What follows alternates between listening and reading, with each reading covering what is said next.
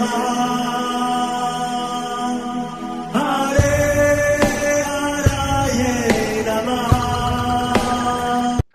कृष्णा जी, आप सबका बहुत बहुत स्वागत है। मंगलाचरण आरंभ करते हैं। ओम नमो भगवते वासुदेवाय। ओम अज्ञानतिमिरान्धस्य ज्ञानाञ्जनशलाकया चक्षुरुन्मीलितं येन तस्मै श्रीगुरवे नमः। नमः ओम विष्णुपादाय कृष्ण प्रेष्ठाय भूतले श्रीमते भक्ति वेदांत स्वामिनिति नामिने। नमस्ते सारस्वते देवे गौरवाणी प्रचारिणे निर्विशेष शून्यवादी पाश्चात्य देश तारिणे। जय श्री कृष्ण चैतन्य प्रभु नित्यानंद श्री अद्वैत गदाधर श्रीवासादि गौर भक्त वृंद। हरे कृष्ण कृष्ण कृष्ण हरे हरे, हरे राम राम राम हरे हरे। कार्पण्य दोषोपहत स्वभावः पृच्छामि त्वां धर्म सम्मूढचेताः। यच्छ्रेयः स्यान्निश्चितं ब्रूहि तन्मे शिष्यस्ते अहं शाधिमां त्वां प्रपन्नम्। हरे कृष्ण जी। भगवद गीता आरंभ करते हैं। अध्याय 5 श्लोक नंबर 18 क्लास नंबर 4। ब्रजेश्वरी जी आप पढ़ेंगे संस्कृत। हरे कृष्ण। विद्या विनय संपन्ने ब्राह्मणे गविहस्तिनि शुनि चैव स्वपाके च पंडिता समदर्शिनः। हरे कृष्ण। हरे कृष्ण। विद्या शिक्षण विनय तथा विनम्रता से संपन्न युक्त ब्राह्मणे ब्राह्मण में, कवि गाय में, हस्तिनी हाथी में, शुनि कुत्ते में, च तथा एव निश्चय ही स्वपाके कुत्ता भक्षी चांडाल में, च क्रमशः पंडिताः ज्ञानी, समदर्शिनः समान दृष्टि से देखने वाले। विनम्र साधु पुरुष अपने वास्तविक ज्ञान के कारण एक विद्वान तथा विनीत ब्राह्मण गाय, हाथी, कुत्ता तथा चांडाल को समान दृष्टि समभाव से देखते हैं। हरे कृष्ण जी। तो हम अध्ययन कर रहे हैं भगवत गीता के ये स्पेशल अद्भुत श्लोक के बारे में, जो बताते हैं जब कोई व्यक्ति ज्ञान को धारण करता है वह संसार को किस तरीके से देखता है। तो यहाँ पर बताया गया, एक जो ब्राह्मण है, उच्च कोटि का ब्राह्मण है और विद्या और विनय से संपन्न है, ऐसा व्यक्ति या फिर गाय या हाथी या कुत्ता या कुत्ते को खाने वाले, इन सब को प्रति जो पंडित है, जो ज्ञानी है, वो क्या देखता है? समदर्शिनः, सबको एक समान दृष्टि से देखता है। अब कई लोग सोचते हैं कि भगवत गीता क्या वास्तव में प्रैक्टिकल है, क्योंकि जब ऐसे श्लोक को पढ़ते हैं तो बोलते हैं हम लोग समान भाव कैसे रख सकते हैं। तो यही भगवान का कृपा है हम सब के ऊपर कि भगवत गीता का ज्ञान देके हमें बहुत बहुत सहायता करी है। नहीं तो लोग अपने मनमाने तरीके से कुछ भी बात बोलते हैं और सोचते हैं हम तो बहुत ही स्पिरिचुअल है। इसीलिए अगर हम शास्त्रों के हिसाब से चलते हैं तो वास्तव में हम समझ पाते हैं कि अध्यात्म का मतलब क्या होता है। और जब ये ज्ञान को धारण करते हैं तो हम पता चलता है सबके प्रति समान भाव रखना है। तो हमने बहुत विस्तार से ब्राह्मण के बारे में बताया, गाय के बारे में बताया। तो ये दो हो गए जो सात्विक प्रवृत्ति के जीव। फिर बोला गया हस्तिनी जो कि हाथी, वो बोला गया राजसिक प्रवृत्ति के जीव। अब हम लोग अध्ययन करेंगे शुनि और श्वपाके। शुनि का मतलब कुत्ता और श्वपाके का मतलब जो कुत्ते का मांस खाते हैं। बहुत सारे देश है जहां पर ये बहुत आसानी से हम देखते हैं कि लोग कुत्ते का मांस खा रहे हैं। तो ये सब के सब कहलाते हैं चांडाल, या जो वैदिक संस्कृति से बाहर के जो लोग हैं, जो मनमाने तरीके से अपने जीवन को जीते हैं, तो उनको अभी वर्णन हमको यहाँ पर देखने को मिलता है। तो शूनी और श्वपाकी ये दोनों के दोनों तामसिक प्रवृत्ति के जीव कहलाते हैं। तामसिक प्रवृत्ति का मतलब है जिनको पता नहीं क्या करना चाहिए और क्या नहीं करना चाहिए, और स्वतः ही अशुद्ध होते हैं। तो आजकल तो बहुत सारा ट्रेंड देखने को मिलेगा कि लोग जो पार्क में घूमते हैं साथ में कुत्ते को लेके घूमते हैं। जगह जगह पर हाई क्लास जो सोसाइटी कहलाती है वो कुत्ते को लेके घूमते हैं। पर जब हम अपने शास्त्रों को देखते हैं तो हमें बहुत सारी बातें पता चलती है, ताकि हम अपने जीवन को सही तरीके से चला पाए। तो जो कुत्ते का जब वर्णन मिलता है, हमारे पुराणों में भी मिलता है, इतिहास में भी मिलता है, वेदों में भी मिलता है। पर बताया गया जो कुत्ता होता है वो वास्तव में अस्पर्श्य है, मतलब उसको टच नहीं करना चाहिए, क्योंकि वो स्वतः ही अशुद्ध प्रवृत्ति का प्राणी है। और बताया गया आंखों से, लार से और सूंघ कर वो वस्तुओं को दूषित कर देते हैं। और इस बारे में बहुत विस्तार से वर्णन मिलता है ये रामायण के अंदर और महाभारत के अंदर। हम दोनों प्रसंगों को थोड़ा ध्यान से समझेंगे और पता करेंगे आज का जो ये भेड़ चाल चल रही है, लोग कुत्ते को पाल रहे हैं और सुबह शाम कुत्ते को लेके घूमने जाते हैं, वो कहाँ तक सही है ये हमको पता चलता है हमारे इतिहास जो रामायण और महाभारत के बीच में पता चलता है। तो वर्णन मिलता है वाल्मीकि रामायण के उत्तर कांड के जो सर्ग नंबर 60 जो जिसको चैप्टर की तरह बोलते हैं, उसमें वर्णन मिलता है भगवान श्री राम का जो राज्य है वो किस तरीके से चलाते हैं। तो हर रोज एक सभा होती है और सभा के अंदर भगवान श्री राम विराजमान होते हैं और हर रोज लक्ष्मण को बोलते हैं कि देखो राजमहल के बाहर कोई व्यक्ति है जिसको कोई समस्या है तो उसको अंदर लेके आओ और उसकी जो भी आवश्यकता है उसका हम ध्यान रखेंगे। तो एक राजा का दायित्व ऐसा होता है जब दरबार बनाया जाता है तो हर एक व्यक्ति की समस्या सुनी जाती है और सही तरीके से न्याय दिया जाता है। आजकल न्याय को देखा गया आंखों पर पट्टी बांध दी जाती है और फिर कहते हम तो न्याय देंगे। किस तरीके से जब न्याय देंगे जब आंखें ही बंद है, हमें पता ही नहीं चल रहा कि कौन व्यक्ति कैसा है और क्या कर रहा है। इसीलिए न्याय जो है, जस्टिस है, वो बहुत बहुत सोच विचार के किया जाता था और इसीलिए राजा अकेला निर्णय नहीं लेता था और जो मिनिस्टर थे, जो एक्सपर्ट थे शास्त्रों के, वो सब मिलकर निर्णय बताते थे। तो बहुत अच्छे तरीके से न्याय की व्यवस्था चल रही थी और हर एक व्यक्ति को इसका स्वतंत्रता थी, फ्रीडम थी कि वो जाके राजा से मिल सकता है और अपनी समस्या बता सकता है और प्रार्थना कर सकता है।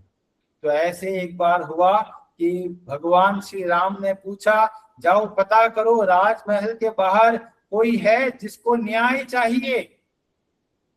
और लक्ष्मण जी बाहर जाते हैं, आसपास देखते हैं कोई मनुष्य नहीं दिखता, उनको दिखाई देता है एक कुत्ता।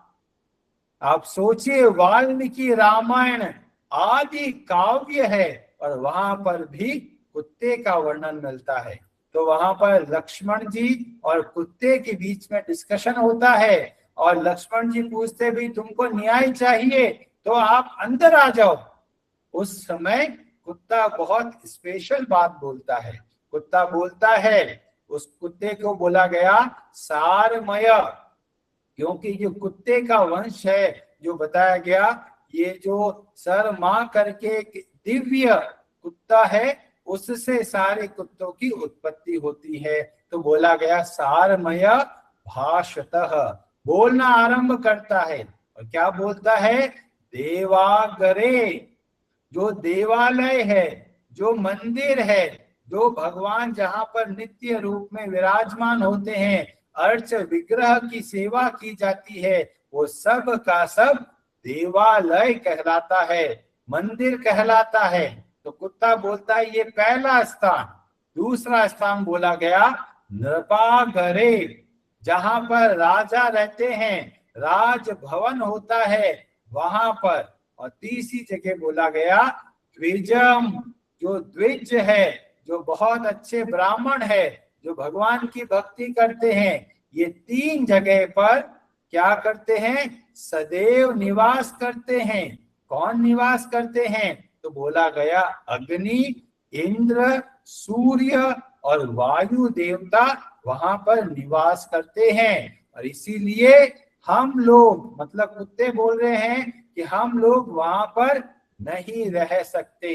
बोला गया ना अत्र योग्यस्तु, मैं हम लोग योग्य नहीं है कि हम ये तीन स्थानों पर रह सके। क्यों? योनि नाम अधमा वयम, वयम का मतलब हम सब, मतलब कुत्ते बोल रहे हैं कि हमारा जो शरीर है वह अधम है, अपवित्र है, और इसीलिए हम ये तीन जगह पर नहीं जाते, हम बाहर ही रहते हैं, देवालय और राजभवन और ब्राह्मण के घर।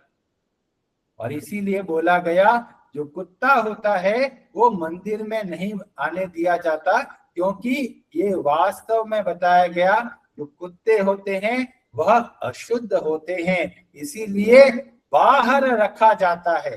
पर कुत्ते के अंदर बहुत सारे गुण बताए गए, जैसा कि ध्यान रखता है, तो इसीलिए बहुत अच्छे पहरेदार की तरह घर के बाहर रखा जाता था, पर कभी भी घर के अंदर नहीं रखा जाता था। और विशेषतया जो भगवान के भक्त हैं उनके लिए तो बहुत बहुत आवश्यकता है कि कुत्ते कभी भी घर में नहीं होना चाहिए, क्योंकि जैसे ही भगवान के लिए भोग बनता है, भगवान को भोग लगाने से पहले ही कुत्ता उसको सूंघ लेता है, और वो जो भोजन बनता है वह भोजन अशुद्ध हो जाता है, और इसीलिए वो भगवान को अर्पण नहीं किया जा सकता। तो इस तरीके से हमको पता चलता है जो कुत्ता होता है वो स्वाभाविक ही अपवित्र होता है, बीमारियों का घर होता है। पर कई लोग बोलेंगे प्रभु जी हम तो घरों में देखते हैं लोग कुत्ते के साथ में सो रहे हैं, बिस्तर के साथ में सो रहे हैं, अपने हाथ से खाना खिलाते हैं। तो इसका मतलब है वे लोग अज्ञान में ग्रसित है, और इसीलिए शास्त्र के बताए हुए मार्ग के हिसाब से नहीं चलते और मनमाने तरीके से जीवन को जीते हैं। कुछ लोग बोलते हैं हमारे घर में जो कुत्ता है उससे बीमारी नहीं होती, पर वास्तव में पहले हमको ये पता करना चाहिए जो कुत्ता घर में रख रहे हैं क्या वो वास्तविक ब्रीड है या क्रॉस ब्रीड है। क्रॉस ब्रीड को प्रमोशन देते हैं तो वास्तव में हम बहुत बड़े पाप के भागीदार बनते हैं। इसीलिए ये बात हमें अच्छे से समझना चाहिए, कभी भी घर में कुत्ते को नहीं रखना है। कोई वस्तु कोई जीव रखना है तो बताया गया गाय को रखना चाहिए, और इसीलिए गाय का वर्णन मिलता है कि वो देवालय में रह सकती है, घर में रह सकती है, मंदिरों में रह सकती है, ब्राह्मण के घर रह सकती है। पर जो कुत्ते का वर्णन मिलता है तो बोला गया विशेषतया जो भगवान की भक्ति करते हैं उनको चाहिए कि कुत्तों से डिस्टेंस रखे। क्यों? क्योंकि जो कुत्ते का स्वभाव बताया गया, अगर हम कुत्ते के पास में ज्यादा रहते हैं तो हमारा मन धीमे धीमे कुत्तों में लगने लग जाता है, और अंत समय में जिसका स्मरण होता है वही बात याद आती है, क्योंकि पूरा जीवन जिसके बारे में सोचा है अंत समय में वही याद आएगा। और सोचिए इतना दुर्लभ मनुष्य जन्म मिल गया और कुत्ते के प्रति मोह हो गया, और अगर अगले जन्म में कुत्ता बन गए तो कितना भारी नुकसान हो जाएगा। मनुष्य जन्म मिला है हरि तोषणम, भगवान के लिए मिला है, मन को भगवान में लगाने के लिए मिला है। पर लोग क्या करते हैं, मन को जगह जगह पर लगा देते हैं, और अगर कुत्ते में लगा देते हैं तो वास्तव में बहुत दयनीय, वास्तव में बहुत दुखद घटना है कि इतना स्पेशल मनुष्य का शरीर मिला और फिर भी लोगों ने कुत्तों के अंदर अपने मन को लगा दिया। अब कई लोग बोलेंगे प्रभु जी आप तो मिले नहीं थे पहले, हमें तो पता नहीं था, हमने तो देखा देखी कुत्ते को पाल लिया है, अब क्या करें। जो हो चुका है वो रहने दीजिए, अब हमारे हाथ में है क्या करना है, उसका ध्यान रखना है। यहाँ पर हमारे शास्त्रों में वर्णन मिलता है, कुत्ता या कोई और जीव है तो एक मनुष्य को चाहिए उसका यथासंभव ध्यान रखे, परंतु उसका एक एक स्थिति को तय करना है। यथासंभव घर से अलग रखना है, घर से दूर रखना है, या फिर घर के बाहर कोई कमरा हो वहां पर रखना है, और जो भोजन की आवश्यकता है वैसा भोजन उनको दे सकते हैं।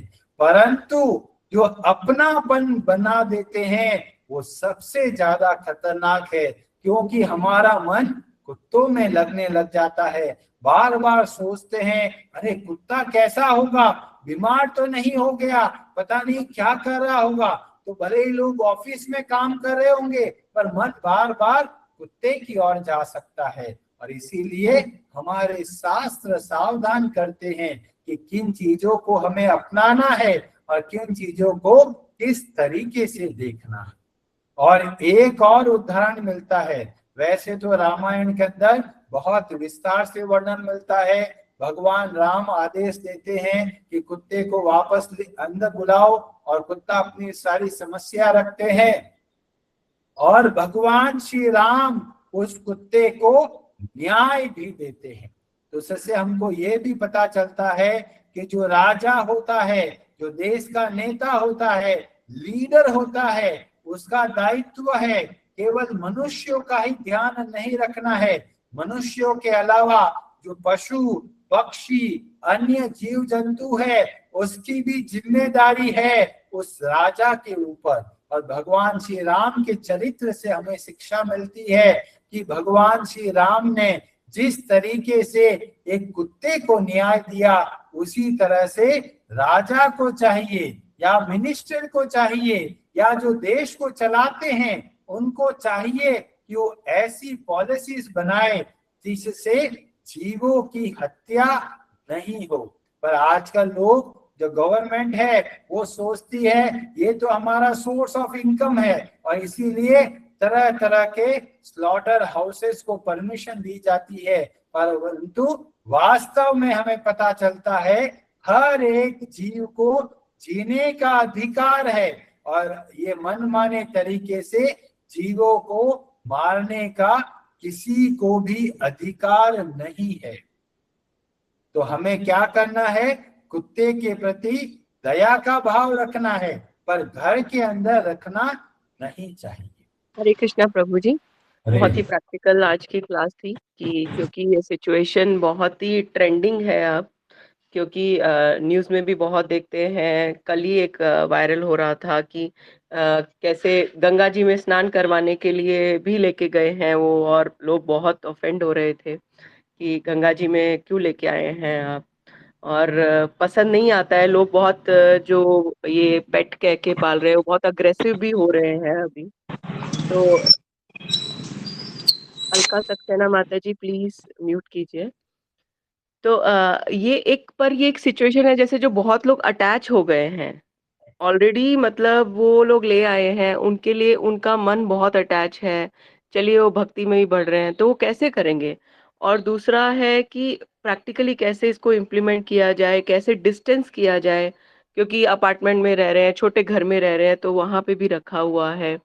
तो डिस्टेंसिंग कैसे हो जाए, इसको कैसे प्रैक्टिकली लाया जाए कि धीरे-धीरे कैसे, क्योंकि बहुत लोग हाथ से मुँह में डाल के खिला रहे हैं, जो बहुत ही कंटैमिनेशन का कॉज़ हो सकता है, साथ में सो रहे हैं। तो धीरे-धीरे कैसे इसको जैसे प्रैक्टिकली लिया जाए कि ट्रेनिंग दी जाए कि थोड़ा डिस्टेंसिंग बढ़ाया जाए? क्योंकि हम जो सुनते हैं स्क्रिप्चर्स में, ये डॉग्स के साथ, अब जैसे जड़ भरत की हमने स्टोरी सुनी, वो डियर से अटैच हो गए थे। और ये देखा है मैंने, मेरे नेबरहुड में भी देखती हूँ, तो वो लोग इतना ज़्यादा, मतलब वो अपने परिवार से दूर होते जाते हैं और पेट्स के साथ ज़्यादा अटैच होने लग जाते हैं, क्योंकि पेट्स क्या है, वो उनका रिएक्शंस नहीं रहते हैं ऐसे, जबकि इंसानों में ये रहता है कि आपने कुछ कहा तो एक्सचेंज ऑफ इमोशंस और वो रहेगा, जिससे हर्ट हो जाते हैं लोग। और वो फिर क्या करते हैं, अपने इमोशंस को पेट्स में ढूँढते हैं, क्योंकि वो लोग रिस्पॉन्ड वैसे नहीं कर पाते हैं। आपने उसको डाँट दिया, आपने बिहेव नहीं किया, वो कुछ नहीं करेगा सामने से, ठीक है, चल रहा है। तो उनकी जो लेवल होती है वो कम होती है, जबकि ह्यूमन्स में वो आपको रिएक्ट भी करेंगे, रिस्पॉन्ड भी करेंगे, जवाब भी दे सकते हैं। तो लोग झेल नहीं पाते हैं और इसलिए आजकल पेट्स की तरफ मूव कर रहे हैं। और ये बहुत ही डेडली सिचुएशन हो रही है, क्योंकि नेक्स्ट लाइफ का जो प्रावधान हमारे बताया गया है रीइन्कार्नेशन का, उसमें जो है वो लोग ट्रैप होने के बहुत ज़्यादा चांसेस है, जिससे हमारे शास्त्र हमें हेल्प कर रहे हैं कि भई इस चीज़ को यहाँ पे ख़त्म किया जाए। तभी जैसे आप बार-बार बताते हैं, हमें स्क्रिप्चर्स को पढ़ना बहुत ज़रूरी है, क्योंकि ये साइकिल यहीं पे ख़त्म नहीं होगी। तो इसके बारे में हम कैसे कर सकते हैं कि वो प्रैक्टिकली कैसे इसको हम बोल रहे हैं, बट बहुत लोगों को इससे एकदम से बाहर निकलना इट्स वेरी चैलेंजिंग। तो इसके बारे में प्रभु जी थोड़ा बताइए कि कैसे डिस्टेंस किया जाए, धीरे-धीरे उसको, मतलब खाना अपने आप खाएँ, एक जगह निर्धारित करें, कैसे किया जाए? हम्म। तो अगर हमको पता चल गया कि ये एक समस्या है, अगर हमने इस बात पे क्लैरिटी आया, तो ही हम उसका सॉल्यूशन ढूंढेंगे। पर अगर हमको लगता है कि समस्या ही नहीं है, तब फिर ऐसे लोगों को बदलना बहुत मुश्किल है।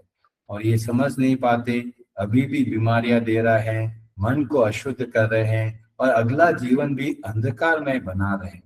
तो हर जगह पर समस्या है, पर फिर भी लोग सोचते हैं देखो मैं कुत्ते का कितना ध्यान रख रहा हूँ। तो वो वास्तव में दया का भाव नहीं है, वो वास्तव में मन माना भाव है। क्योंकि जब लोग हम शास्त्र से अगेंस्ट चलते हैं, तो वास्तव में हम असुर कहलाते हैं और अपने मनमाने तरीके से जीवन को जीते हैं। इसीलिए बोला गया तस्मात् शास्त्र प्रमाणम, शास्त्र को समझिए और उसके हिसाब से जीवन में बदलाव लेके आइए। अब कई लोग बोलेंगे प्रभु जी हमारा तो बहुत मन लगने लग गया है, अब बहुत मुश्किल है। कोई प्रॉब्लम नहीं, जहां पर भी है, पहले अगर हमको पता चल गया ये समस्या है, फिर हमें उसके लिए प्रयास करना है। तो जैसे बताया गया कि प्रयास के अंदर पहली चीज है वे कुत्ते का एरिया फिक्स कीजिए कि भाई इस एरिया तक ही आना है। खासकर बिस्तर या फिर खाने की सामग्री जहां पर है, वहां पर कुत्ते को अलाउ नहीं करना है। दूसरा, थोड़ा घर के जो सबसे दूर है, विशेषतया अगर मंदिर है और जहां पर जो रसोई है, उससे जो सबसे दूर स्थान है, वहां पर आप उस कुत्ते को रखिए और उसको यथासंभव जो भोजन देना है वो आप दीजिए। पर कुत्ते को ट्रेनिंग की आवश्यकता है, क्योंकि अभी तक वो लोग सोचते हैं भाई मेरा बेटा है, पर वो वास्तव में वैसा नहीं है। और इसीलिए हमें चाहिए कि हर एक जीव को उसके हिसाब से लेना है। कई लोग शेर को भी पाल लेते हैं, देखते देखो शेर भी कितना अच्छे से रहता है, पर ये क्या होता है, ये तामसिक प्रवृत्ति के होते हैं। कभी भी इंस्टेंट कुछ भाव आ जाता है और वो एकदम एरोगेंट बन जाते हैं या फिर एग्रेसिव बन जाते हैं। हम लोग देखते हैं कई बार पेट जो कुत्ते होते हैं वो किसी को अटैक भी कर देते हैं और लोग बोलते हैं जी ये तो पेट है, जी पेट है, और बोलते बोलते देखा खा गया किसी और को। तो इसीलिए, क्योंकि ये तामसिक प्रवृत्ति के जीव है, इसमें भावों का कभी भी आवेश आ जाता है। और इसीलिए जो इस कुत्ते को पालते हैं उन बताया गया कि आप धीमे धीमे डिस्टेंस बनाइए, जिसकी जैसी स्थिति है उस स्थिति में उनको छोड़ना ज्यादा जरूरी है। क्योंकि हम सोचते हैं भाई ये तो पेट एनिमल है, पर वास्तव में पेट हो नहीं पाता, क्योंकि उसके अंदर तामसिक स्वभाव के कारण कभी भी एकदम एग्रेशन आ सकता है। तो इसीलिए ये जरूरी है कि खासकर जब हम भगवान की भक्ति करते हैं तो हमें इस बात का ध्यान रखना है कि कुत्तों से डिस्टेंस बना के रखना है। हरे हराये नमः।